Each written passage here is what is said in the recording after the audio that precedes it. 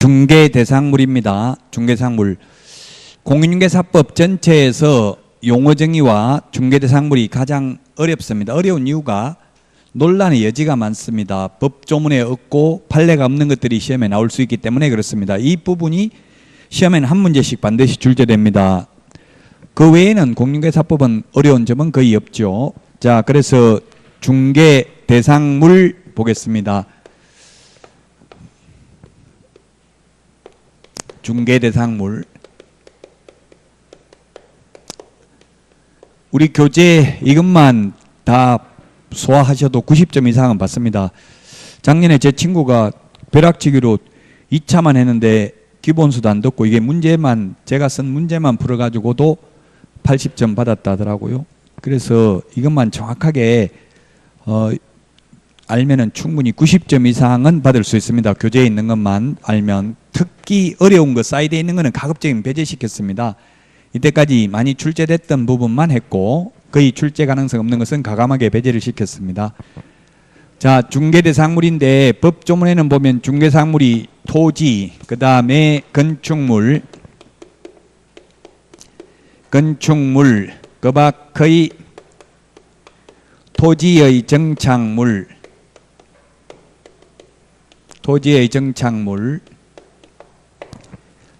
그 다음에 그 밖에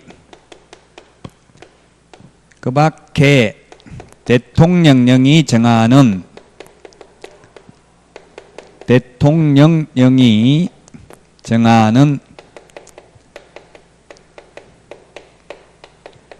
재산권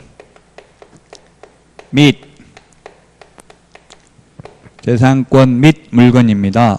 대통령령이 정하는 재산권 및 물건이 임목에 관한 법률에 의한 임목, 그 다음에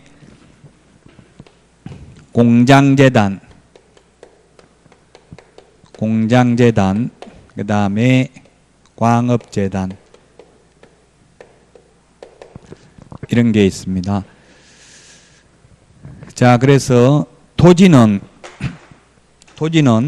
이게 어려운 게 아까도 말씀드렸지만 법조문에는 토지라고 밖에 안 나와 있어요. 그래서 이게 시험에 근데 보기에 중개상물에 해당되는 것은 토지 이렇게 나온 적은 없거든요. 그래서 어렵다는 이야기예요. 아무런 설명 없이 법조문에는 토지라고만 되어 있는데 실제 시험에는 토지라고 나오지 않기 때문에 어렵다는 이야기입니다. 자, 그러면 모든 토지가 중개상물에 해당되는 것이 아니라 개인이 사고 팔 수 있어야 됩니다. 중개가 개입하려면. 중개는 소개하는 거잖아요.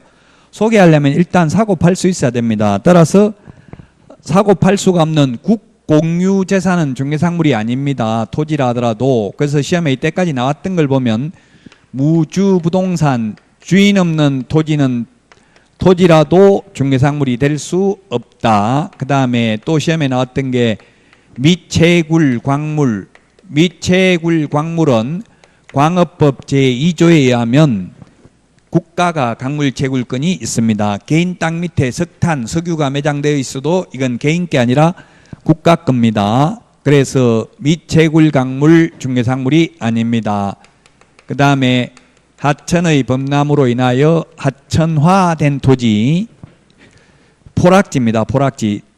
국가가 손실보상을 하고 하천 토지로 편입하여 사건이 소멸된 토지를 포락지라고 합니다. 이런 것들은 중개상물이 아닙니다. 시험에 출제되진 않았는데 그 외에도 이를테면 바다라든지 공원이라든지 호수라든지 이런 것들 중개상물이 아닐 것입니다. 아직 시험에 출제되지 않았는데 도로나 하천도 출제되지 않았습니다. 아직까지. 그런데 만약 시험에 나온다면 이 도로 하천은 중개상물이 될 수도 있고 안 될 수도 있습니다. 즉 개인도로, 즉 사도, 개인의 소유권이 미치는 그러면은 중개상물이 되고, 하천도 마찬가지에 개인 하천이면 중개상물이고 지방 하천, 국가 하천이면 중개상물이 아닐 것입니다. 따라서 이거는 일일이 다 암기할 수는 없고요. 그냥 생각해 보면 돼. 이게 실제 사고 팔 수 있는 물건인지. 예를 들면 청와대 부지, 청와대 그 땅은 중개상물 아니죠. 땅이라도. 대전시청 부지 중개상물 아닙니다. 땅이라도. 그래서 어렵다는 이야기입니다. 막연하게 토지라고만 되어 있어서. 자, 토지는 매매할 때는 필지 단위로 매매를 합니다. 필지 단위로. 1번지, 2번지, 3번지, 4번지 이렇게 필지 단위로 매매를 합니다. 필지 단위로 매매를 하는데 만약에 1필의 일부를 팔아먹으려면 분필을 해야 됩니다. 분필 절차를 거치기 전에는 매매할 수 없습니다. 분필을 하면 이게 지적법에서 3-1번이 아니라 3의 1번지 이렇게 읽어야 된다. 시험에 출제됐습니다. 자, 그래서 1필의 일부에 대해서는 분필 절차를 거치기 전에는 매매할 수는 없다. 그러나 분필 절차를 거치기 전이라도 1필의 일부에 대해서 제한 물건 설정은 가능하다 하면 X입니다. 제한 물건 설정이 가능한 게 아니라 용익 물건만 가능합니다. 용익 물건이 있고 담보 물건이 있는데 용익 물건에는 지상권, 지역권, 전세권이 있고 담보 물건에는 저질유가 있습니다. 저질유, 유치권, 질권, 저당권이 담보 물건인데 이 담보 물건은 1필의 일부에 대해서는 안 됩니다. 따라서 제한 물건 1필의 일부에 대해서 가능하다 하면 X입니다. 용익 물건만, 사용 수익하는 용익 물건만 1필의 일부에 대해서도 가능합니다. 자, 그래서 토지가 논란의 대상이 되고요. 그 다음에는 건축물인데 역시 건축물도 차라리 뭐 건축법에 의한 건축물 또는 민법에 의한 건축물 이렇게 표시가 되어 있으면 논란의 여지가 없는데 그냥 막연하게 건축물이라고 해서 논란의 여지가 있습니다. 자, 그래서 건축물은 건축법 제2조에서도 건축물이 있고요.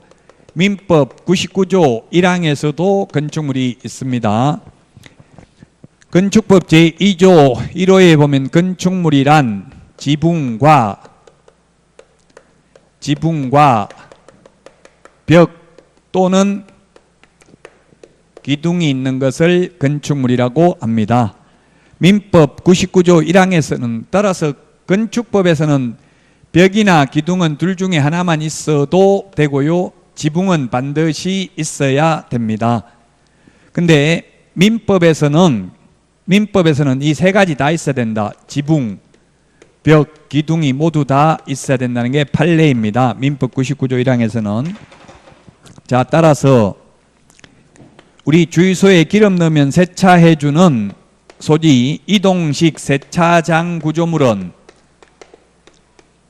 판례에 의하면 건축법상 건축물에는 해당된다. 그러나 콘크리트 지반 위에 볼트 조립 방식으로 지붕을 덮은 다음 3면에 천막이나 유리를 설치했다 하더라도 쉽게 분리 철거가 가능하고 주벽이라고 할 만한 것도 없어서 이를 민법상 건축물로 볼 수 없다. 그러므로 중개사물이 아니다. 따라서 무등록업자가 이 이동식 세차장 구조물을 3건을 중개하고 한 건당 500만 원씩 받아먹은 사건이 있었습니다. 옆에서 무등록 중개업자로 고발했는데 처벌받지 않는다는 뜻입니다. 왜? 중개사물이 아니기 때문에. 중개사물이 아닌 것은 아무나 중개를 업으로 해도 상관이 없다. 중개대상물은 개업공개사만이 중개를 업으로 할 수 있다. 또 이 건축물은 현존하는 건축물뿐만 아니라 장래에 건축될 예정인 미래의 건축물도 중개상물이다. 미래의 건축물에는 동호수가 특정된 분양권이 있고요.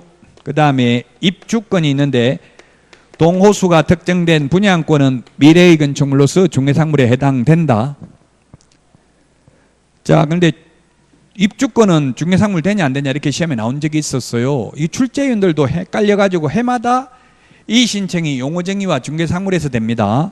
그래서 입주권이 중개상물 되냐 안 되냐 했는데 가정답에서는 안 된다였는데 본정답에서 모두 오로 복수정답으로 인정됐어요. 그래서 삼각형 세모입니다. 즉 입주권은 두 가지가 있다 이 말입니다. 입주권은 추첨기일 날 추첨을 하여 당첨되면 입주할 수 있는 권리에 불과한 입주권은 중개상물이 아니고, 그 다음에 도시 및 주거환경정비법상 관리, 처분, 인가받은 입주권은 중개상물이 됩니다. 즉 위치와 면적이 특정되면 중개상물이 됩니다. 추첨기일 날 추첨하여 당첨되면 입주할 수 있는 권리라는 것은 이건 청약통장이죠. 그래서 이건 중개상물이 될 수 없다. 자, 그 다음에 그 밖의 토지의 정착물, 이게 또 문제입니다. 여기까지만 하면 이제 논란의 여지가 없어집니다. 그 밖의 토지의 정착물은 판례도 없고 법조문도 없습니다. 그래서 국토부에 그 밖의 토지의 정착물 중에서 중개사물에 해당되는 것이 뭐가 있습니까? 물으니까 명인망법을 갖춘 수목의 집단, 명인망법을 갖춘 수목의 집단 중개대상물입니다. 이거 결론은 이거 하나밖에 없습니다. 그냥 이거는 암기를 해야 됩니다. 논리적으로는 좀 안 맞아요. 왜냐하면 옛날에 유권 해석은 명인망법을 갖춘 수목의 집단이 중개상물이 아니라고 했어요. 그러나 시험에 출제돼 가지고 행정심판 결정으로서 중개상물로 바뀌었어요. 행정심판위원들이 어떻게 결정을 했냐면은 민법에 보면 그 밖의 토지의 정착물에 명인망법을 갖춘 수목의 집단이 있다. 공인중개사법에 그 밖의 토지의 정착물은 중개상물이라고 되어 있다. 그러므로 중개상물이다, 이렇게 해석을 해버렸습니다. 그러나 국토부에서 이게 중개상물이 아니라고 본 이유는 뭐냐면 중개상물은 개업공개사만이 중개를 의무로 할 수 있는 중요한 물건들입니다. 그런데 이거는 별로 안 중요하니까 무자격자도 아무나 중개를 할 수 있다는 취지였었습니다. 중개를 의무로 할 수 있다는 취지였는데 어쨌든 결론은 지금 행정심판에 의해서 시험에 2번 출제됐습니다. 명인망법을 갖춘 수목의 집단은 중개상물이 이다, 이렇게 그냥 암기를 하셔야 됩니다. 그 외에 중개상물 해당되는 거 없습니다. 그 밖의 토지의 정착물에는 명인망법을 갖춘 농작물도 중개상물이 아닙니다. 그 다음에 교량이라든지 담장, 축대, 토사, 암석, 가식의 수목, 이런 것들 전부 다 중개상물이 아니다. 시험에 토사, 암석, 가식의 수목 이런 것들은 기출됐던 문제들입니다. 자, 그 다음에 임목, 공장재단, 광업재단, 요거는 시험에 잘 안 나옵니다. 이제 여기서부터 논란의 여지가 없습니다. 왜냐하면 그 밖에라는 것은 대통령령으로 정한 거 요 3개만 해당되기 때문에 이 그 밖의 하고는 달라요. 그 밖의는 기타 등등 뭔지 모르지만 이 그 밖에는 대통령령으로 정하고 있는 딱 3가지만 중개상물이다. 이거 빼고 나머지 여재부동산 모두 중개상물이 아니다. 대통령령에 규정이 없으니까 뭐가 있냐면 차량, 선박, 항공기, 건설기계, 어업재단, 항만운송사업재단 이런 것은 의제부동산이지만 대통령령으로 규정하고 있지 않기 때문에 중개상물이 아닙니다. 요 3개만 중개상물이고 요 3개는 소유권과 저당권의 객체가 됩니다. 소유권과 저당권의 객체가 되고 이 3개는 일물, 일권주의 예외입니다. 일물, 일권주의. 하나의 물건에는 하나의 소유권이 있습니다. 그런데 이건 예외다. 이 3개는 어떻게 예외냐 하면은 예를 들면 임목, 나무가 여러 개가 있으면 이 임목을 등기를 하게 되면 이 나무는 여러 개지만 전체가 하나의 물건처럼 취급됩니다. 공장재단도 마찬가지입니다. 공장재단이 만약에 공장 부지뿐만 아니라 공장 건물, 공업 소유권, 생산 설비 등등 재산적 가치가 있는 물건들을 다 묶어서 재단 목록을 작성하고 이 재단 목록 안에 들어있는 것을 공장재단으로 등기를 하게 되면 이 재단 전체가 하나의 물건으로 취급받는 거지, 공장재단에서 생산설비만, 건물만, 공업소유권만 따로 떼어내 가지고 팔아먹을 수도 없고 또한 중개상물이 될 수도 없습니다. 광업재단도 마찬가지입니다. 임목, 공장재단, 광업재단에 대해서는 시험에 잘 안 나옵니다. 왜냐하면 현실적으로 이걸 중개하는 사람이 없잖아요. 현실적으로 없는 것이 시험에 주된 내용으로 잘 출제되지는 않습니다. 이제 여러분들은 너무 사이드에 있는 거 10년에 한번 나올까 말까 한 거 이런 거에 집착할 필요 없이 해마다 출제되는 부분을 집중적으로 공부하셔야 됩니다. 80점 이상만 받으면 되잖아요. 아무리 쉽게 출제돼도 100점은 안 나옵니다. 실수라도 하기 때문에. 그래서 너무 한 과목에 전신의 힘을 다 쏟으면 안 되겠죠. 조금은 여백을 남겨두어야 됩니다. 다른 과목에도 써야 되니까. 11번 문제 보겠습니다. 16페이지.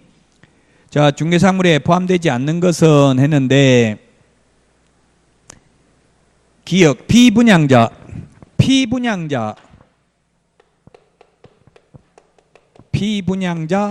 수분양자 같은 말입니다. 수분양자.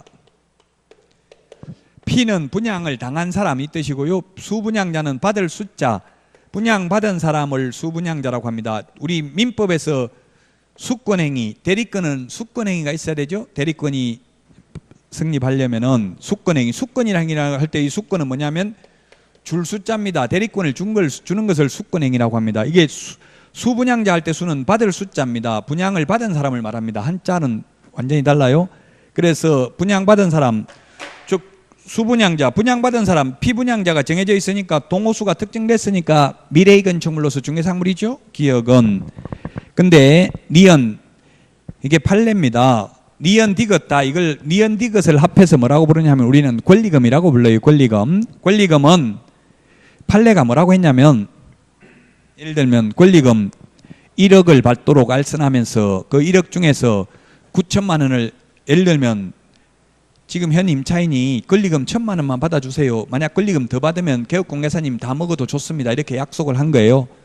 그래서 1억을 권리금을 새로 들어오는 임차인한테 권리금을 1억을 받아가지고 9천만 원은 개업공개사가 먹고 현 임차인에게 1,000만 원을 줬습니다. 그러니까 현 임차인이 1억에 대한 중개보수 0.9%만 떼고 나머지는 중개보수 초과받으면 안 된다는 강행법규 위반이기 때문에 돌려달라, 이렇게 소송을 제기한 거예요. 그래서 판사가 뭐라고 했냐면은 우리 공인중개사법 어디에도 권리금이 중개상물이라는 말이 없다. 그래서 중개상물이 아니다. 그러므로 이걸 중개하고 돈을 받아도 중개보수가 아니므로 중개보수 초과 규정에 저촉되지 않는다. 다만 이렇게 하는 것은 도덕적으로 비난받아 마땅하고 사회적 지탄이 대상이 되며 앞으로 개선해야 될 점은 필요하다. 그러나 그건 입법적으로 해결해야 될 부분이지 판사인 나로서는 해결할 부분이 없다. 그러므로 중개상물 아니다. 이랬어요. 결론은. 그래서 니은 디귿은 판례가 중개상물이 안 됩니다. 그 다음에 리얼, 주택이 철거될 경우 일정한 요건 하에 이주자 택지를 공급받을 수 있는 이른바 대토권. 역시 대토권이라는 게 뭐냐면 돈 대신 토지로 받을 수 있는 권리를 대토권이라고 합니다. 돈 대신 토지로 받을 수 있는 권리를 대토권이라고 합니다. 현금 보상 대신에. 이 대토권도 위치와 면적이 특정되기 전에를 이른바 대토권이라고 합니다. 뭐 인터넷에 쳐보면 이택이라고 하면 나와 있어요. 이택이 뭐냐면 이주자 택지의 이택. 인터넷에 이택, 협택, 생택 이런 걸 쳐보면 나올 거예요. 이게 뭐냐면 이주자 택지, 협의 매수자 택지, 생활 대책용 택지 이런 걸 말하는데 아직까지 위치와 면적이 특정되기 전의 상태를 이른바 대토권이라고 하는데 중개상물이 아닙니다. 대토권도 나중에 위치와 면적이 특정되고 나면 중개상물 됩니다. 그래서 답이 5번입니다. 자, 그 다음에 12번 중개상물에 해당하지 않는 것을 했는데 뭐 거의 11번이나 유사한 문제네요. 기억 특정 동호수가 확정됐으니까 중개상물이고요. 그 다음에 니은 권리금 중개상물이 아니고 디귿 소위 이동식 세차장 구조물 중개상물 아니라고 했죠. 조금 전에. 그 다음에 리얼 추첨기일날 추첨하여 당첨되면 입주할 수 있는 권리에 불과한 입주권 중개상물 아니라고 했습니다. 그래서 답 5번입니다. 5번. 12번에 답 5번이다. 12번에 답 5번. 자, 그 다음에 13번입니다. 옳은 것은 했는데 계속 반복되긴 하는데요. 반복되는 게 이런 게 중요한 겁니다. 기출문제 이렇게 계속 출제됐습니다. 권리금 중개상물 아니고요. 명인망법을 갖춘 소목이 집단 중개상물이고요. 그래서 틀렸고 동산 질권은 중개상물 아닙니다. 질권은 중개가 개입할 여지가 없습니다. 부동산이 아니기 때문에 답 3번이고요. 그 다음에 입주권 중개상물 아니라고 했습니다. 추첨기일날 추첨, 당첨 이런 말 들어가면 5번 20톤 미만 선박은 동산이라서 중개상물이 아니고요. 20톤 이상은 의제부동산이지만 대통령령에 규정이 없어서 중개상물이 아닙니다. 따라서 13번에 답 3번이고요. 그 다음에 14번 틀린 것은 했는데 답은 3번입니다. 3번. 변호사라 하더라도 공인중개사 자격증을 취득하지 않고는 중개사무소 개설 등록은 할 수 없다는 판례가 있습니다. 그래서 변호사도 공인중개사 자격증 따야 됩니다. 등록을 하려면. 자, 14번에 1번 보겠습니다. 건축물은 현존하는 건축물뿐만 아니라 장래에 건축될 예정인 동호수가 특정된 아파트 분양권, 물론 동호수가 특정된 분양권에 한하여 중개사물에 해당된다 하면 X입니다. 동호수가 특정되기 전이라도 건물을 다 지었다면 중개사물이 되는 경우도 있습니다. 조합 아파트로서 동호수가 늦게 특정되는 경우도 있습니다. 그 다음에 2번 업무정지 개업공개사가 다른 개업공개사에게 중개사무소 공동사용을 위하여 승낙서를 주는 방법으로 다른 개업공개사와 중개사무소를 공동으로 사용할 수 있다. 다만 업무정지 개업공개사가 영업정지 처분을 받기 전부터 중개사무소를 공동으로 사용 중인 다른 개업공개사는 제외한다. 여기 영업정지라고 되어 있는데요. 기출문제에 이렇게 영업정지라는 표현이 나왔어요. 지금 영업정지는 1989년도부터 업무정지로 사실 바뀌었어요. 그런데 지금도 현재 우리 법조문에 보면 이 말이 있다고, 영업정지라는 말이 공동사용에서는. 그래서 영업정지라고 나왔다 해서 무조건 X 하지 마십시오.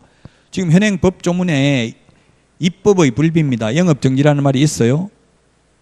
영업정지가 아니고 업무정지긴 한데 지금 법조문에 잘못되어 있다고요. 업무정지 기간 중에는 공동으로 사용할 수 없다는 이야기입니다. 결론은 업무정지 기간 중에는 공동으로 사용할 수 없다.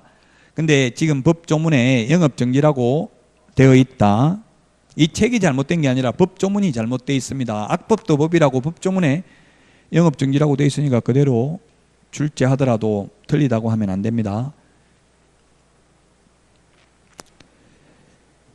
4번 전매 차익을 노린 의뢰인의 미등기 전매를 중개한 경우 전매 차익이 발생하지 않았다 하더라도 이는 이 법에서 금지하고 있는 부동산 투기를 조장하는 행위에 해당한다.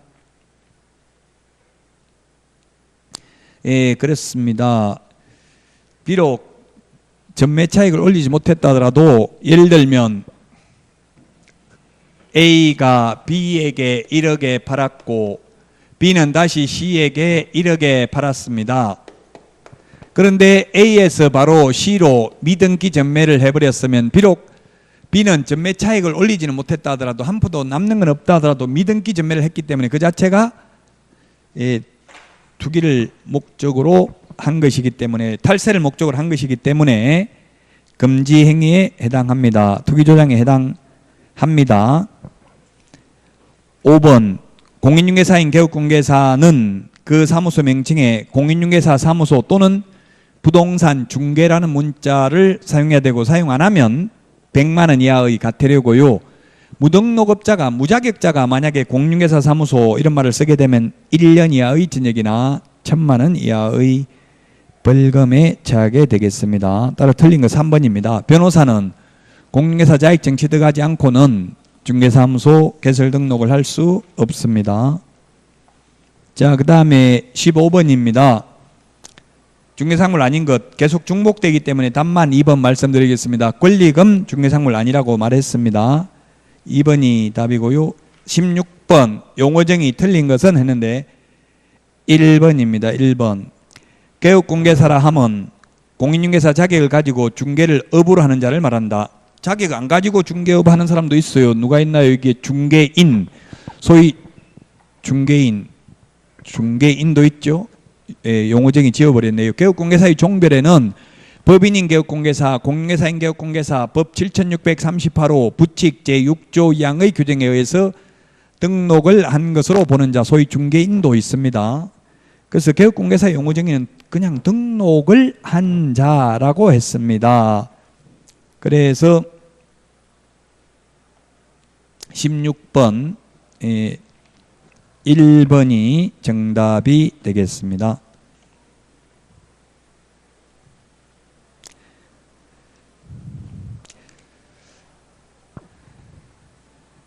자, 그 다음에 17번 보겠습니다. 17번. 임목에 관한 법률에 관한 임목. 시험에 잘 나오지는 않는다고 했습니다. 1번. 토지 소유권 또는 지상권 처분의 효력은 임목에 미치지 않습니다. 임목에 미치지 않기 때문에 예를 들면 임목이 뭐냐면 갑, 산에, 임야에 갑, 임목이 있습니다. 그런데 만약에 이 토지를 을에게 팔아먹었다 하더라도 갑은 나무 뽑아내야 되는 게 아니라 계속 을 토지를 사용할 수 있는 권리가 인정됩니다. 이것을 이름하여 법정지상권이라고 합니다. 법정지상권은 민법에 보면 5개가 있죠. 법정지상권 5개가 있는데 민법 305조, 민법 366조, 가등기 담보 등에 관한 법률 제10조, 임목에 관한 법률 제6조, 그 다음에 관습법상 법정지상권이 있습니다. 그래서 1번은 맞습니다. 임목에 미치지 않습니다. 별도의 부동산이기 때문에. 2번 임목을 목적으로 하는 저당권의 효력은 임목을 벌채한 경우 그 토지로부터 분리된 수목에 대하여 미치지 않는다 했는데 수목에 대해서도 미칩니다. 안 미친다고 하면 어떤 일이 생기겠어요? 저당권 설정해놨는데 나무를 베어내는 순간 그 저당권자가 불척의 피해를 입겠죠. 그래서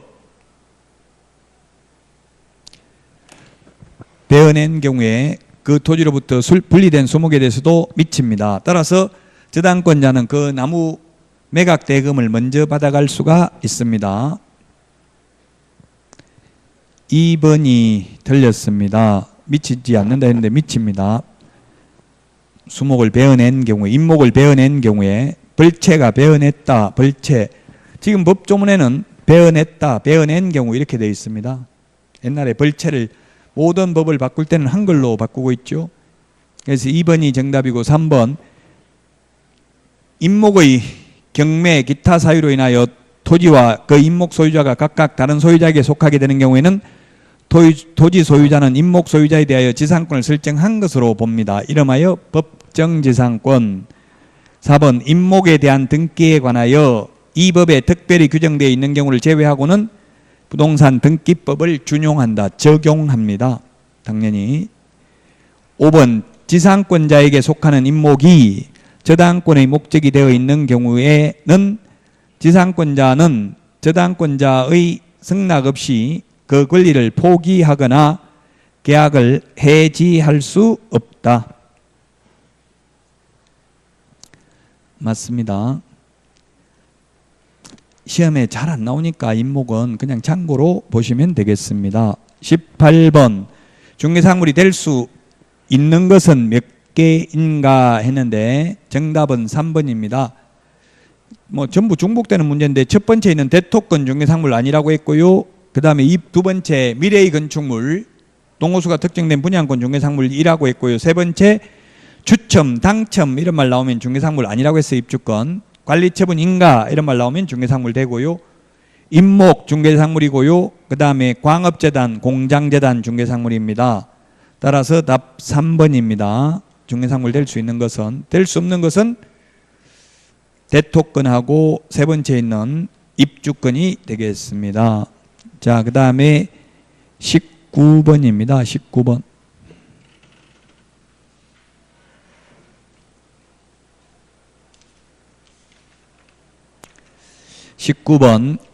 중개사물에 해당하는 것을 모두 고른 것은 했는데 기역 중복되니까 니언 중개사물이고요. 그 다음에 디귿 이동식 세차장 구조물 중개사물 아니라고 했습니다. 리얼 허가구역 모든 용도 지역 지구구역 우리나라에 용도 지역 지구구역이 약 350개 정도 됩니다. 전부 중개사물 다 됩니다. 군사기지 및 군사시설 보호구역 중개사물 돼요 안 돼요?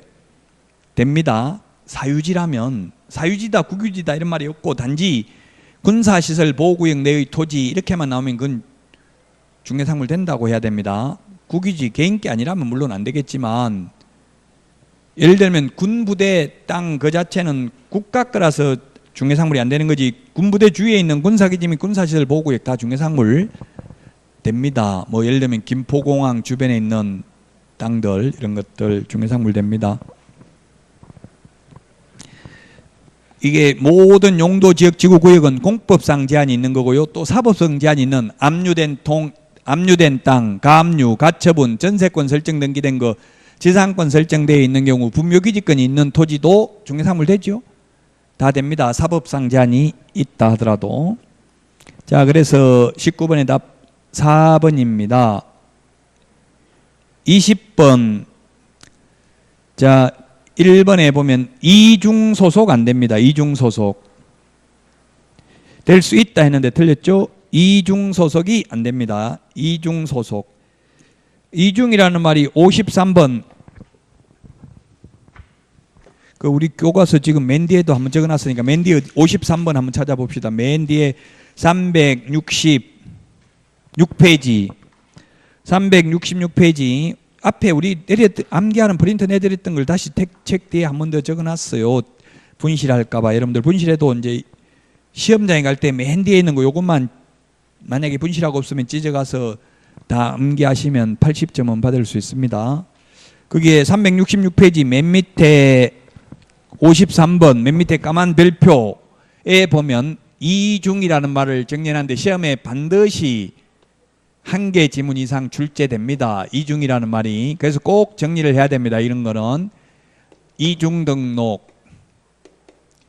아마 우리 책이 지금 이때까지 시험에 나왔던 거 위주로 했기 때문에 중요한 것만 반복을 해놨어요. 별로 중요하지 않는 거 사이드에 있는 건 다 버려버리고 시험에 나왔던 거 위주로. 이중 등록, 이중 소속. 여기 우리 책에 있는 건 다 한 번 이상 출제됐던 내용들입니다. 한 번 이상이 아니라 두 번 이상 거의 출제된 내용들입니다. 이중사무소, 그 다음에 이중사무소하고 똑같이 처벌하는 게 뭐가 있느냐면 이동이 용이한 임시중개시설물, 소위 뜻다방이 있습니다. 임시중개시설물, 임시중개시설물이 있습니다. 그 다음에 이중계약서, 이중계약서, 그 다음에 이중지급. 이중등록, 이중소속은 개업공인중개사의 경우에는 절대적 등록 취소 사유입니다.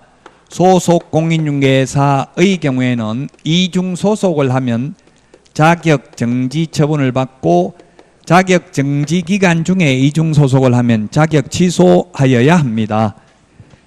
자, 그 다음에 이중사무소, 이중계약서는 개업공인중개사는 임의적 취소 또는 상대적 취소, 등록 취소할 수 있다. 똑같은 말입니다.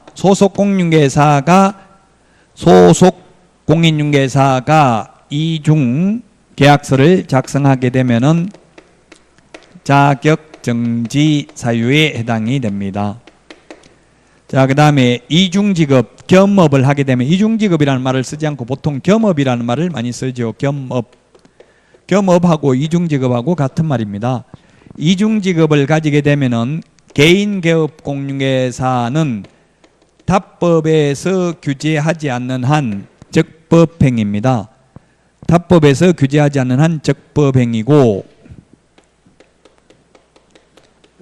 법인의 경우 법 제14조에 규정된 업무 외의 업무를 하면 임의적 취소할 수 있습니다. 등록을 취소할 수 있다.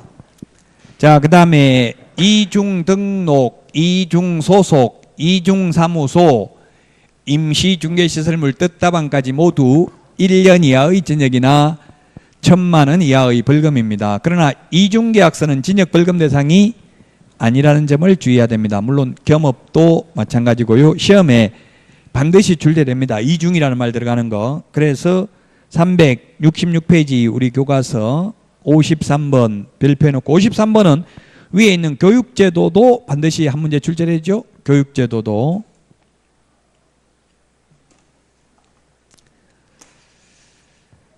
자, 그러면 다시 우리 교재 20페이지 20번 옳은 것은 했는데 1번은 틀렸습니다. 임원이 될 수 없습니다. 그 다음에 2번에 개업공인중개사는 그 등록관 정관할구역 안에 여러 개의 중개사무소를 둘 수 있다. 이중사무소 X죠.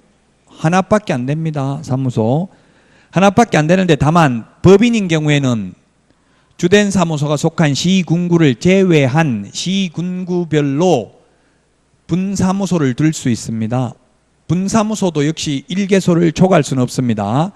분사무소 책임자는 공인중개사이어야 합니다. 자격증 있는 사람이어야 합니다. 자, 그 다음에 3번 공인중개사는 국토교통부 장관 허가를 얻은 경우에 한하여 자격증 빌려줘도 된다. 대여해도 된다. 양도해도 된다. X죠. 어떠한 경우에도 자격증 등록증 양도 대여하거나 양수 대여받아서는 아니 되며 이를 위반하면 1년 이하의 징역이나 1,000만 원 이하의 벌금에 처합니다. 20번에 4번이 답입니다. 당첨, 추첨 이런 말 들어가면 중개상물 아닙니다. 5번은 거래 당사자가 무자격자에게 중개를 의뢰한 행위는 처벌의 대상이 된다.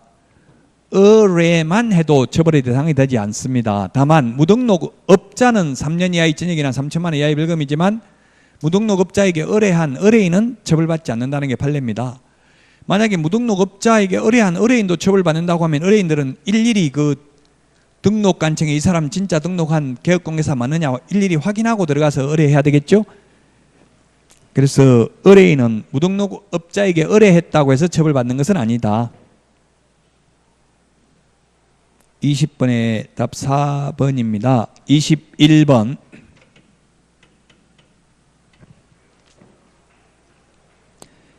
휴업기간 변경신고는 전자문서 가능합니다.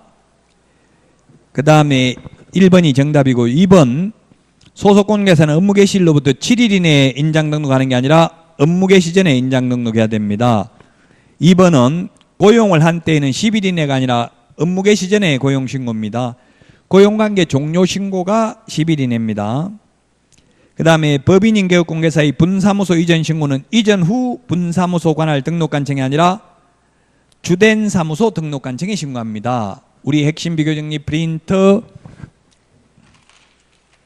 4번 맨 밑에 까만 별표에 있습니다. 4번 별표 4개 있는데 세 번째 별표에 보면 있습니다. 분사무소 설치 신고, 분사무소 이전 신고, 분사무소에서 사용할 인장 등록 모두 주된 사무소 등록관청에 신고합니다.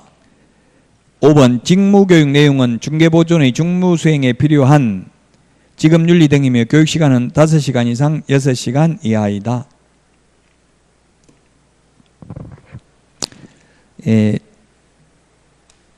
틀렸죠. 직무교육은 3시간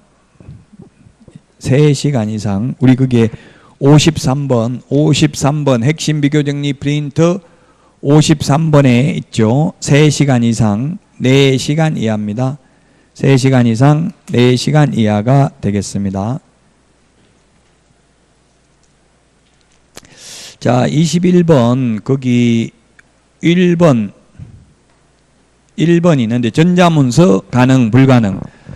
전자문서가 불가능한 게 시험에 출제됐습니다. 전자문서 가능하냐 불가능하냐가 시험에 출제가 되었는데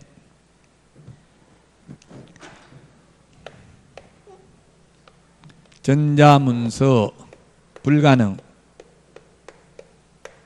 전자문서가 불가능한 게 뭐가 있느냐면 첫 번째 휴업신고 그 다음에 두 번째 폐업신고. 왜 안 되냐면 이게 등록증 반납하러 가야 됩니다. 방문신고만 가능합니다. 그 다음에 고용관계 종료신고가 있고요.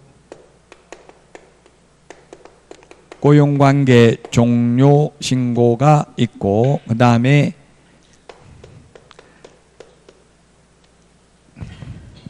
부동산 거래 신고는 공동으로 해야 되는데 한 명이 신고를 거부해서 상대방이 단독으로 부동산 거래 신고를 하는 경우에는 사유서와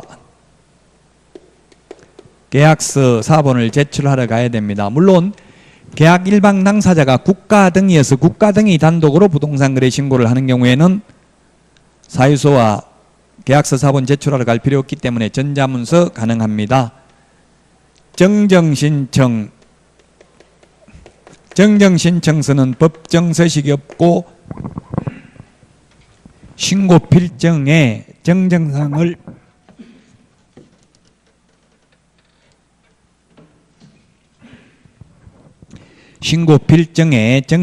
기재해서 제출하러 가야 됩니다. 그 다음에 면적 변경 없이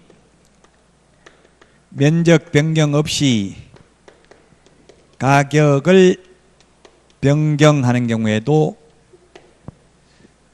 계약서 사본 등을 제출해야 됩니다. 면적 변경이 있으면서 가격을 변경하는 경우는 전자문서 가능합니다. 면적 변경 없이 가격을 변경하는 경우에도 전자문서가 불가능합니다.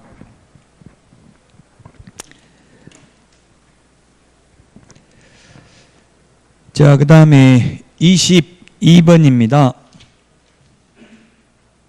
22번. 옳은 것은 했는데 1번 폐업기간 1년 미만인 경우 폐업신고 전에 위반 행위를 사유로 재등록 개업공개사에 대하여 등록 취소 처분을 함에 있어서 폐업기간과 폐업 사유는 고려 대상이 아니다 했는데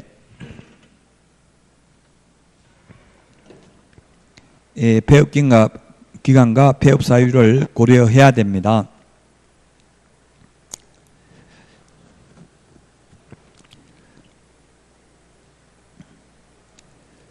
자, 법제 40조 행정제재처분 효과의 성계에 있습니다. 그 다음에 2번 공인중개사법을 위반하여 200만 원의 벌금형을 선고받고 5년이 경과되지 아니한 자는 등록할 수 없다 했는데 공인중개사법 위반으로 300만 원 이상 벌금 받으면 3년간 결격 사유입니다. 그래서 틀렸고 3번 휴업기간 중에 있는 개업공개사는 이중소속 될 수 없습니다. 휴업기간 중이든 업무정지기간 중이든 어떠한 경우에도 이중소속은 안 됩니다. 4번 무자격자에게 토지 매매의 중개를 의뢰한 거래 당사자는 처벌 대상이 되지 않는다고 했고요. 그 다음에 유치권이 행사되고 있는 건물도 중개사물이 될 수 있습니다. 5번이 정답입니다. 유치권 성립 그 자체는 중개 개입 여지가 없습니다. 23번도 다 했던 내용들입니다. 5번이 답입니다. 다 내용은 중복됩니다. 24번은 틀린 것은 했는데 역시 다 했던 거고요. 답은 5번입니다. 중개 그 밖의 권리에는 저당권 등 담보물권도 포함됩니다. 5번이 답이고요. 그 다음에 2번 공용 폐지가 되지 아니한 행정재산은 중개사물에 해당되지 않는다.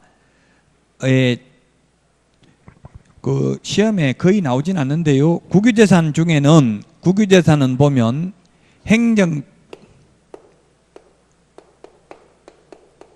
국유재산은 행정재산하고 일반재산이 있습니다. 행정재산은 중개사물이 아닙니다. 일반재산, 옛날에 잡종재산이라고 불렀습니다. 옛날 잡종재산이라고 부른 일반재산은 매각, 대부, 현물출자가 가능합니다. 현물출자의 대상이 될 수 있습니다. 그러나 공개입찰 방식으로 매각해야 됩니다. 원칙은 공개입찰 방식으로 매각을 해야 되므로 중개사물이 아닙니다. 그러나 예외적으로 3번 이상 유찰된 경우에는 개업공개사에게 중개보수를 지급하거나 수의계약을 체결할 수 있다. 이런 말이 공유재산 및 물품관리법 시행령 43조에 규정되어 있습니다. 그래서 예외적으로 중개사물이 될 수 있는 경우도 있습니다. 국유재산 중에는. 물론 국유재산에 대해서 시험에는 거의 안 나옵니다.